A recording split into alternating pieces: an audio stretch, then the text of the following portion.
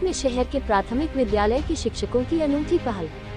मजदूर वर्ग के परिवारों के बच्चे शिक्षा के माध्यम से आत्मनिर्भर बन सके, इसके लिए प्रयास किए जा रहे हैं। सरकारी स्कूल के शिक्षक बेहतरीन काम कर रहे हैं। स्कूलों में पढ़ाने के साथ साथ वे मजदूर वर्ग के इलाकों में जाकर अपने हाथों में माइक्रोफोन और पैम्फलेट लेकर मजदूर वर्ग के लोगों को जागरूक कर रहे हैं। अपने बच्चों को सरकारी स्कूलों में पढ़ने के लिए भेजने की अपील की गई है। सूरत में कुल 55 सरकारी मराठी स्कूल हैं। इन सभी सरकारी स्कूलों में पूरी शिक्षा समेत कई सुविधाएं मुफ्त दी जाती हैं। इन सुविधाओं का लाभ मजदूर वर्ग के परिवारों के बच्चों तक पहुंच सके, इसके लिए स्कूल के प्रिंसिपल और शिक्षक खुद ही अपने हाथों में माइक्रोफोन और स्पीकर लेकर प्रचार प्रसार के लिए निकल पड़े हैं। शिक्षकों और प्राचार्यों द्वारा स्कूलों में नियमित अध्यापन के साथ साथ वे प्रतिदिन सुबह शाम मजदूर बस्तियों में भी जा रहे हैं, जहां वे अपने हाथों में माइक्रोफोन और पर्चे लेकर मराठी भाषा में जागरूकता का संदेश फैला रहे हैं। आगे की जानकारी के लिए देखते रहिए स्टार न्यूज नेटवर्क। जय हिंद।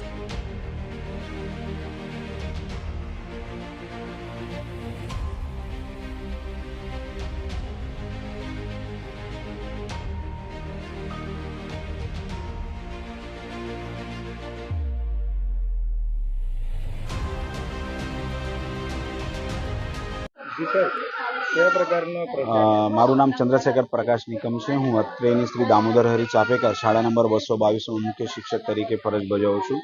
અમે વેકેશનના 10-15 દિવસ પહેલાથી જ વિસ્તારમાં જઈને વાલીઓને જે નગર પ્રાથમિક શિક્ષણ સમિતિ સુરત છે તેમજ ગુજરાત સરકાર દ્વારા જે વિદ્યાર્થીઓ માટે લાભ અને યોજનાઓ આપવામાં આવે છે એ તમામની માહિતી પેમ્પલેટ છપાવીને દરેકના ઘરે ઘરે જઈને આપી રહ્યા છે।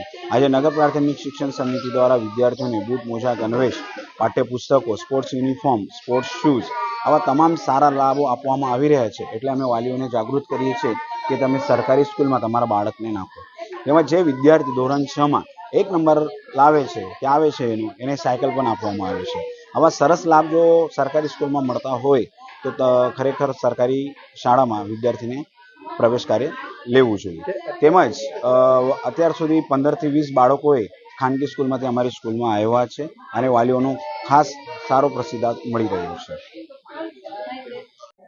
જી સર, આપનું નામ અને કયા પ્રકારનો પ્રચાર સરકારી શાળામાં પ્રવેશ માટે? હા, મારું નામ કૃષ્ણા મંગેશ પટેલ। હું શાળા નંબર 222માં ઉપશિક્ષક તરીકે ફરજ બજાવું છું। અમે છેલ્લા 15 દિવસથી આપણા આ નાગસાનગર અને આવિર્ભાવ 2 અને 1માં પ્રચાર માટે નીકળ્યા છે। કેમ કે અહીંયાના જે વાલીઓ જે છે તેમને સરકારી જે લાભો છે એમને ખબર નથી કે ભાઈ કયા કયા લાભો સરકારી સ્કૂલોમાં મળે છે।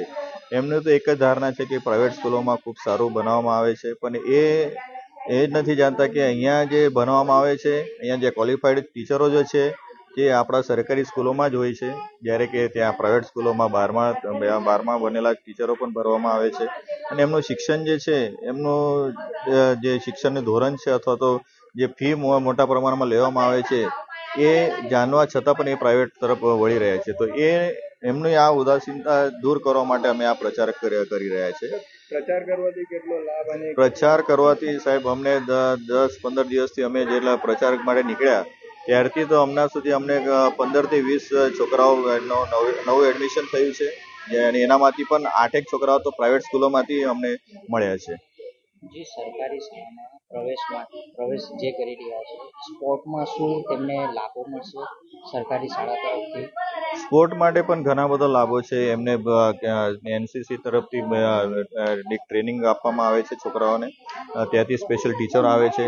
તેમજ દિવ્યાંગ બાળકો માટે પણ એક ટીચર સ્પેશિયલ છે, એ પણ દર ગુરુવારે આવે છે અને એ પણ દિવ્યાંગ બાળકોને ભણાવે છે।